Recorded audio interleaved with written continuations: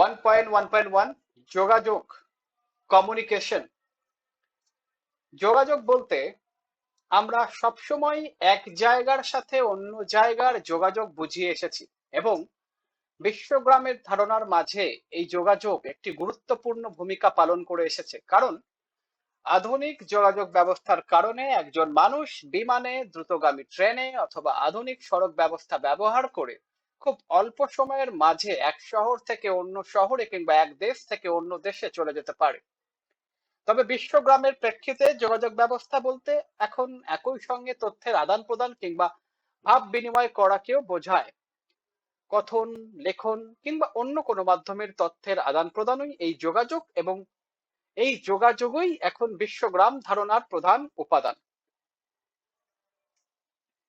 নতুন নতুন প্রযুক্তিগত উদ্ভাবন যোগাযোগের ক্ষেত্রে বৈপ্লবিক পরিবর্তনের সূচনা করেছে।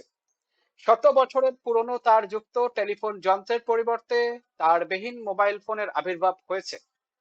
তারবিহীন এ প্রযুক্তির কল্যাণে আমরা ইন্টারনেটের পরিষেবাগুলো যেমন web browsing, email, fax, messenger, imo, WhatsApp, Viber, Google Meet, Zoom ইত্যাদির সাহায্যে মুহূর্তের মধ্যে সারা বিশ্বের যে কোনো প্রান্তের মানুষের সাথে যোগাযোগ স্থাপন করতে পারছি।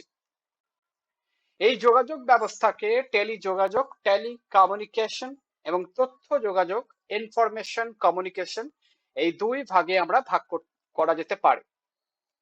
এক সময় তার নির্ভর টেলিফোনই ছিল টেলিযোগাযোগের একমাত্র মাধ্যম।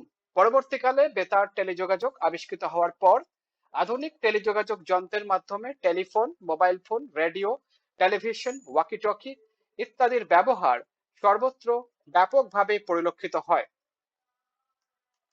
অন্যদিকে নিয়ম ও নিরাপত্তার বিষয়টি বজায় রেখে তথ্য স্থানান্তর বা শেয়ার করা হচ্ছে বর্তমান তথ্য প্রযুক্তির যুগে সবচেয়ে গুরুত্বপূর্ণ বিষয়। উদাহরণ হিসেবে ইন্টারনেট এবং ইন্টারনেট নির্ভর সার্ভিস যেমন ইমেইল, সামাজিক নেটওয়ার্কিং, ওয়েবসাইট, ভিডিও কনফারেন্সিং ইত্যাদির কথা বলা যায়।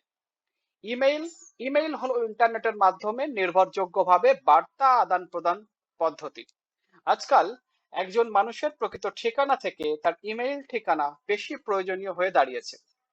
সামাজিক নেটওয়ার্কিং দিয়ে একে অন্যের সাথে যোগাযোগ, তথ্য, ছবি এবং ভিডিওর বিনিময় কিংবা সংবাদ প্রচারের কাজ করা হয়।